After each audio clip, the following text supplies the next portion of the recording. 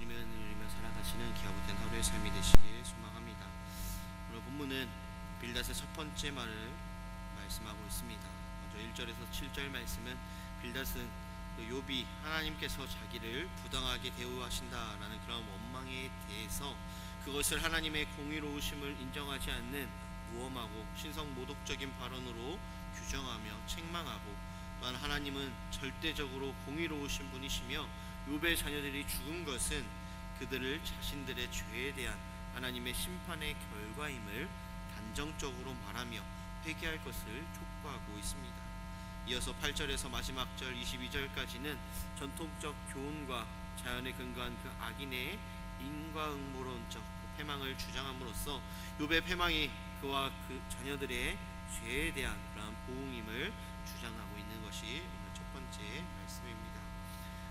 빌닷은 논쟁의 아들이라는 뜻으로 빌닷의 첫 번째 말의 요지는 욥이 하나님께서 자기를 부당하게 대우하신다라고 한 데 대해서 4절 말씀에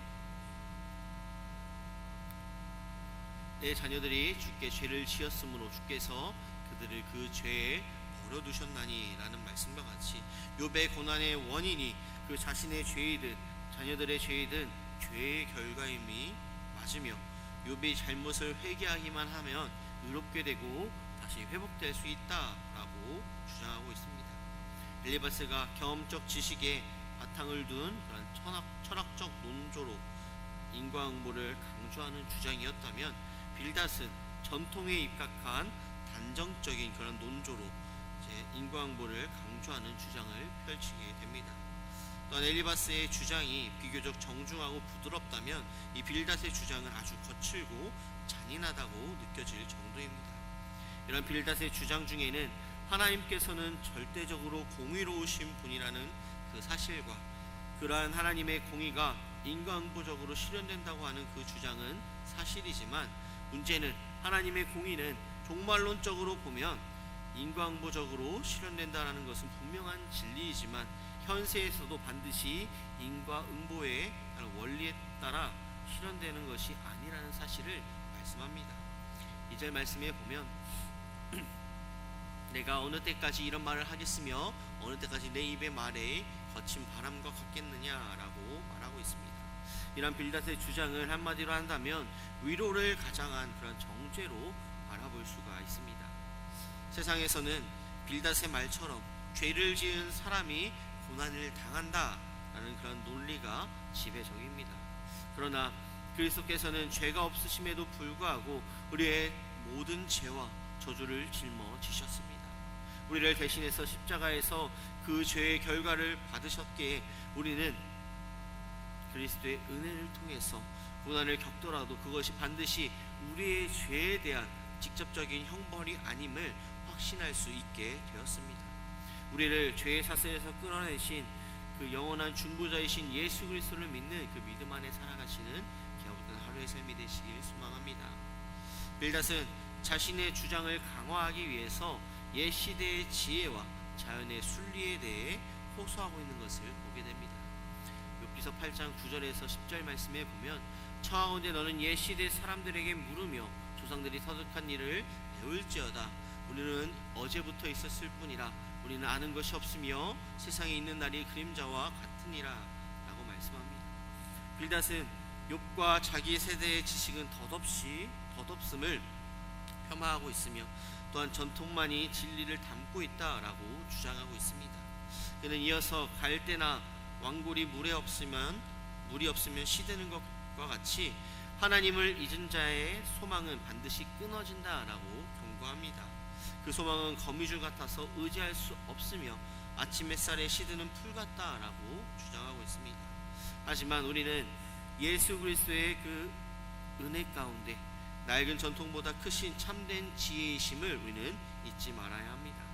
빌닷이 의지했던 옛 시대의 지혜와 덧없이 시드는 갈대는 모두 이 땅에 속한 유한한 것임을 뜻합니다. 그러나 그리스도께서는 이 세상의 기초가 놓이기 전부터 계셨던 하나님의 지혜 그 자체이심을 우리는 바라보아야 합니다.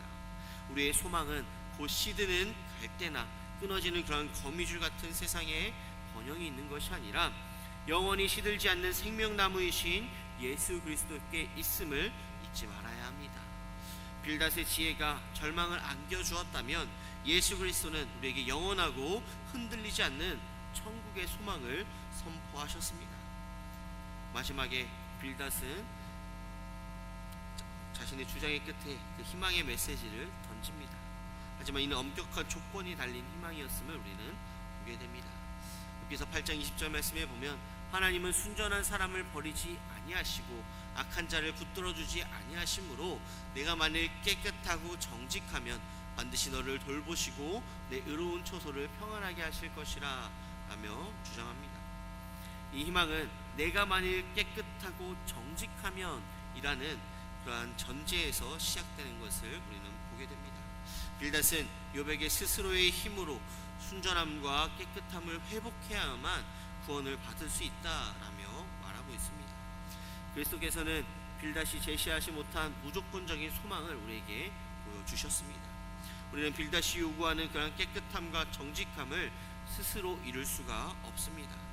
우리의 순전함은 거미줄과 같지만 예수 그리스도께서는 우리에게 행위가 아닌 믿음을 통해서 그분의 완전한 의를 전가해 주셨습니다. 로마서 5장 8절 말씀에 보면 우리가 아직 죄인 되었을 때 그리스도께서 우리를 위하여 죽으심으로 하나님께서 우리에 대한 자기의 사랑을 확증하셨느니라 라는 말씀과 같이 우리가 여전히 죄인 되었을 때 그리스도께서 우리를 위해 죽으심으로써 우리는 조건 없는 은혜로 구원을 받았습니다. 빌닷은 욥에게 순전해지라 라고 말했지만 그리스도께서는 수고하고 무거운 짐진 자들아 다 내게로 오라 내가 너희를 쉬게 하리라 라고 우리를 초청하십니다. 우리의 소망은 우리의 순전함에 있는 것이 아니라 그리스도의 완벽한 순전함에 있음을 우리는 깨달아야 합니다. 이 은혜야말로 내 낡은 지혜가 줄 수 없던 이 새 언약의 참된 소망임을 우리는 바라보아야 합니다. 하나님의 은혜로 우리를 붙드심으로 우리가 순전하게 된다라는 사실, 우리가 순전해서 하나님이 우리를 붙드시는 것이 아니라 하나님이 먼저 붙드셨기 때문에 우리가 다시 설 수 있다라는 사실을 우리는 잊지 말아야 합니다. 오늘 말씀을 보면 빌닷이 말하는 신앙은 의로우면 복을 받고 악하면 징계를 받는다. 한마디로 착하게 살면 복을 받고 악하게 살면 벌을 받고 정직하게 살면 길이 평탄하며 부지런히 구하면 나중에 창대하고 고난이 왔다면 분명히 죄 때문이라 라고 단정짓고 있는 것을 우리는 말씀을 통해 보게 됩니다. 하지만 우리가 성경을 살펴보면 이것이 잘못되었음을 한 번에 볼 수가 있습니다. 시편 73편에서는 악인이 형통하다라고 말하고 있으며 전도서 8장에서는 악한 자가 장수함을 우리는 보게 됩니다. 또한 요셉은 의로운데 노예로 떨어졌으며 욥은 정직한데도 고난을 당했고 초대교회 성도들은 믿음이 좋은데도 박해를 받게 됩니다.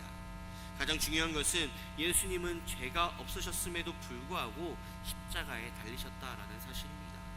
그렇게 에베소 2장 8절에서 9절 말씀에 보면 너희는 그 은혜에 의하여 믿음으로 말미암아 구원을 받았으니 행위에서 난 것이 아니니 라는 말씀과 디도서 3장 5절 말씀 우리를 구원하시되 우리가 행한 바 의로운 행위로 말미암지 아니하고 오직 그의 긍휼하심을 따라 중생의 씻음과 성령의 새롭게 하심으로 하셨나니 말씀과 같이 하나님은 단순히 잘하면 복 주고 못하면 벌 주는 분이 아니라는 사실을 오늘 말씀을 통해 보게 됩니다. 하나님은 깨진 사람을 일으키시는 분, 넘어진 사람을 붙드시는 분, 공허한 사람에게 새 길을 열어주시는 분이십니다. 바로 이러한 은혜가 욥기 전체에 계속해서 흐르고 있는 것을 보게 됩니다. 욥의 신앙은 온전함 때문이 아니라 하나님이 욥을 붙드셨기 때문입니다. 또한 예수님은 고통받는 사람에게 즉시 판단하지 않으시며 즉시 결론을 내리지 않으십니다. 요한복음 11장 35절 예수께서 눈물을 흘리시더라. 또한 이사야 42장 3절 말씀 상한 갈대를 꺾지 아니하며 꺼져가는 등불을 끄지 아니하고 라는 말씀과 같이 나사로가 죽을 때 예수님은 함께 울어주셨으며 상한 갈대를 꺾지 않으시며 꺼져가는 등불을 끄지 않으셨습니다. 세상의 이치로 남을 판단하고 정죄하는 그러한 삶이 아니라 온전히 예수 그리스도의 마음으로 위로하며 품어주는 믿음의 신앙이 되시길 소망합니다. 말씀을 정리하고자 합니다. 욥기서 8장은 욥기서 8장에서 이 빌닷은 겉으로 보기에 공의로운 전통적인 신학자였습니다. 하지만 그의 논리는 고난당하는 이에게는 칼날과 같은 그러한 주장이었습니다. 낡은 지혜는 고난의 원인을 죄로 단정하고 덧없는 그러한 세상의 이치에 의존했으며 스스로 의로워져야만 구원을 받을 수 있다라는 그런 조건적인 희망을 제시합니다. 그러나 우리는 빌닷이 알지 못했던 새 언약의 소망이 우리에게 주어졌으며 그 가운데 살고 있음을 우리는 돌아보아야 합니다. 고난이 곧 죄의 결과라는 낡은 정죄에서 벗어나 우리를 대신해서 죄와 저주의 대가를 치르신 그리스도의 십자가를 굳게 붙잡으며 곧 시들어버릴 이 세상의 전통과 이치 대신 하나님의 영원한 지혜이신 예수 그리스도 안에서 뿌리를 내려야 합니다.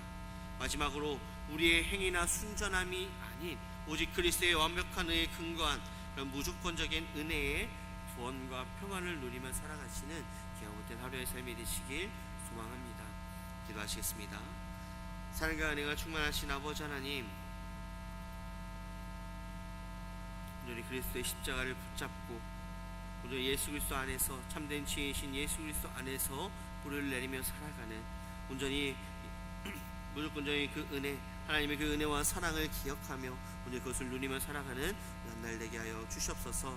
오늘 주님 바라보며 의지하며 살아갈 줄 믿사옵고 바라오며 사용하신 예수님의 이름으로 기도드립니다.